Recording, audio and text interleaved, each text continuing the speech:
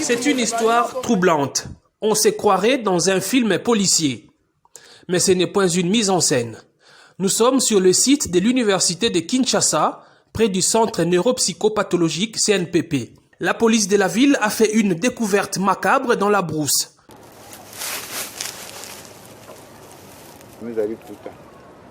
Des restes de plusieurs corps humains enterrés dans des conditions mystérieuses. Selon la police, l'auteur de ces actes, c'est ce jeune homme, Emmanuel Kossi, 31 ans. Depuis plusieurs années, il cible les personnes qui se retirent dans cette partie de la ville pour la prière. Les hommes du général Silvano Kasongo ont mis la main sur lui grâce visiblement au ciel qui n'a pas voulu que cette aventure meurtrière continue.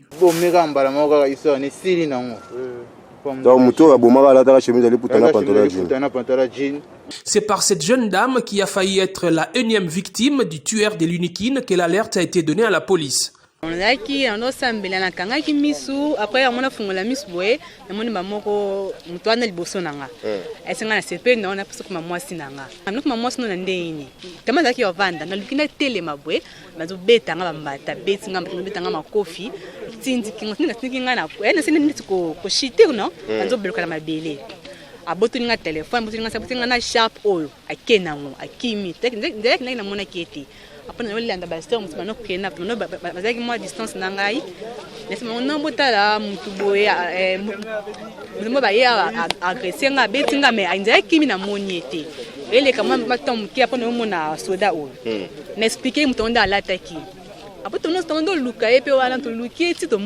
Elle aussi a failli être tuée par le même homme. Service. Va remplacer à 10h na moi dimanche. Na banjo matamoni dimanche za kempe batunité.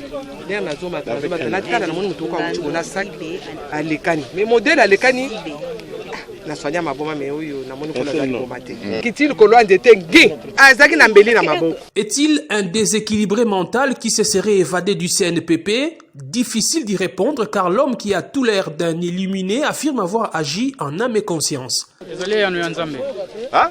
Zambé. Hey! Vous êtes en Zambé, Zambé au Marabatou. Ayano lenga. Alobike. Na. Qui andi Moïse eti. Sami. Na sisi. Moto oyo na bomi. Moi sika moko. Mibali 5. 6 personnes y a bomi, 5 mibali, une fille. Le commissariat provincial de la police promet de renforcer des mesures sécuritaires dans ces coins isolés du site universitaire où des milliers de personnes vont chaque année prier. Le commissaire provincial recommande en même temps à ceux qui vont en pèlerinage d'être prudents quand ils entrent en brousse. L'essentiel est de regarder d'abord les intérêts du pays.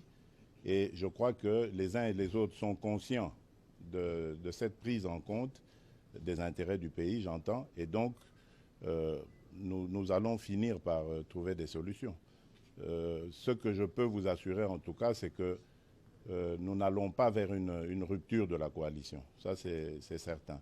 Mais évidemment, d'ailleurs, en ce moment, il y a des délégués des deux camps qui se voient, qui discutent pour essayer de déblayer le chemin et de voir de nouveau les conditions de pouvoir regarder dans la même direction. Mais ça ne doit pas vous déranger cela parce que c'est tout à fait inhérent à une jeune démocratie, à une première expérience politique. C'est la première fois, je vous le dis, que nous vivons une telle situation dans ce pays-là. Donc, ça ne pouvait pas se passer parfaitement. Même dans les vieilles démocraties, les coalitions ont toujours posé des problèmes. Donc ça ne doit pas choquer. Dans le monde, vous aurez à souffrir. Mais gardez courage, j'ai vaincu le monde. Jean 16, 33. Message des prêtres de l'archidiocèse de Kinshasa au cardinal Fridolin Ambongo, archevêque métropolitain de Kinshasa.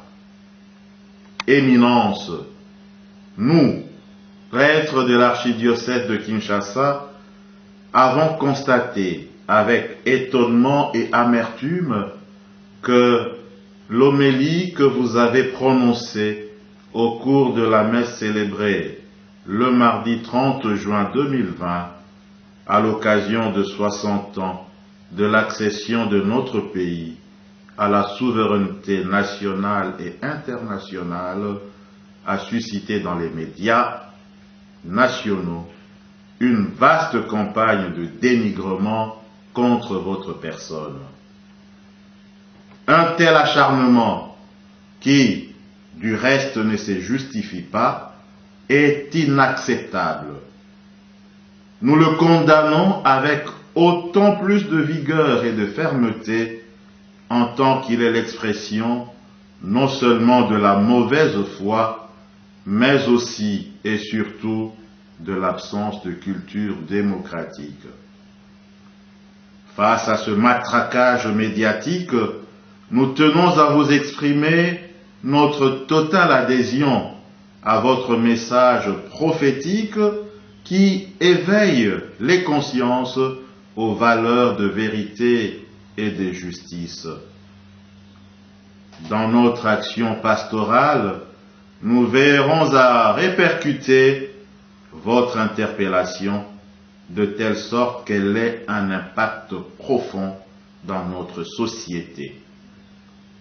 Nous le savons. L'Église a souvent été persécutée à cause de la vérité qu'elle a la mission d'annoncer. Mais le Christ qui nous a promis d'être toujours avec nous jusqu'à la fin du monde, confère Matthieu chapitre 28 verset 20, nous soutient dans notre engagement pour la vérité et la justice, pour la paix et la solidarité. Au milieu de tourments et soubresauts inhérents à cette mission, il nous adresse cette parole de réconfort. Dans le monde, vous aurez à souffrir, mais gardez courage, j'ai vaincu le monde. Jean 16, 33.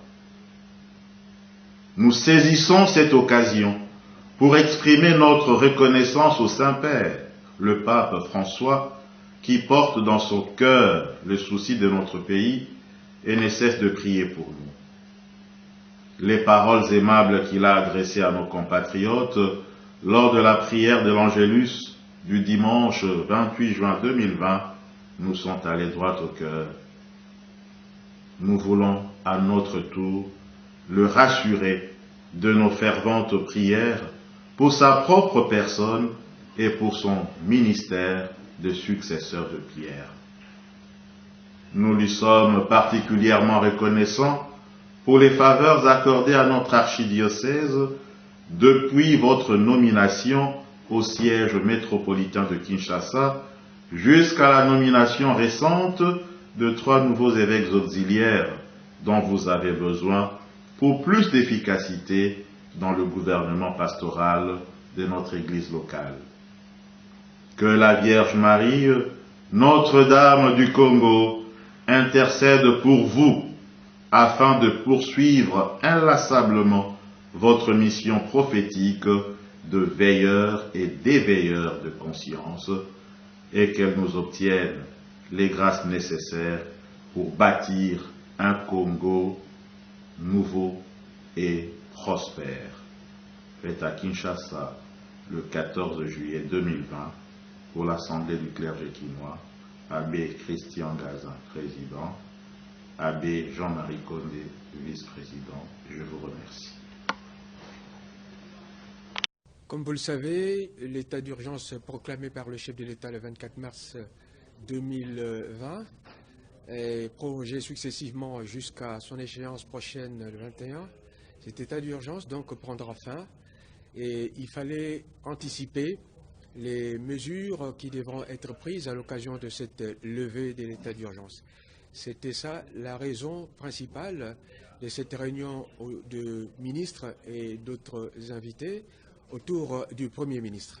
À ce sujet, nous avons écouté le rapport de la commission ad hoc qui a travaillé sur ces mesures et leur applicabilité. Et la réunion a fini à déboucher par l'acceptation de ces mesures qui ont été proposées Et naturellement, le gouvernement, à travers le Conseil des ministres, va s'en saisir. Et le chef de l'État finira par dire ce qu'il entend par fin de l'état d'urgence et quelles sont les grandes mesures qui seront prises au niveau national, étant entendu qu'au niveau provincial, les prérogatives du gouverneur en la matière seront respectées.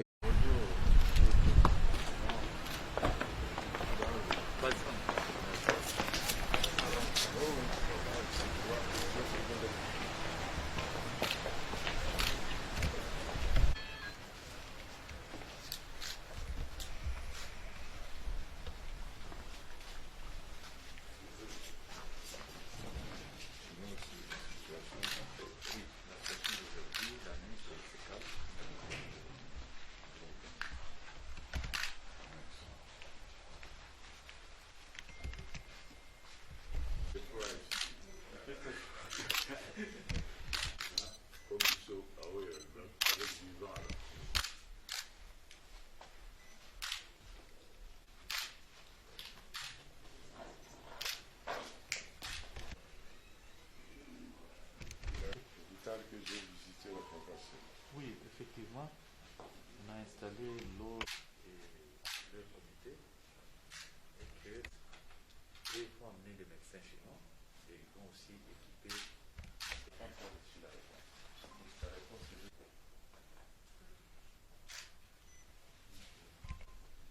Dans les débats des problèmes de gestion des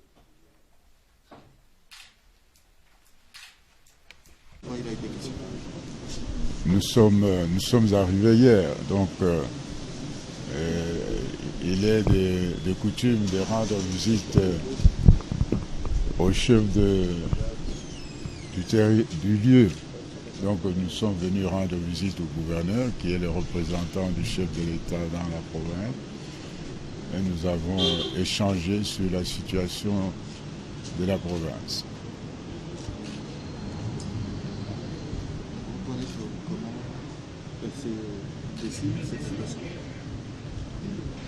Mais vous connaissez mieux que moi la situation de la province, puisque vous vivez ici. Donc le gouverneur nous a fait un topo sur la situation de la province.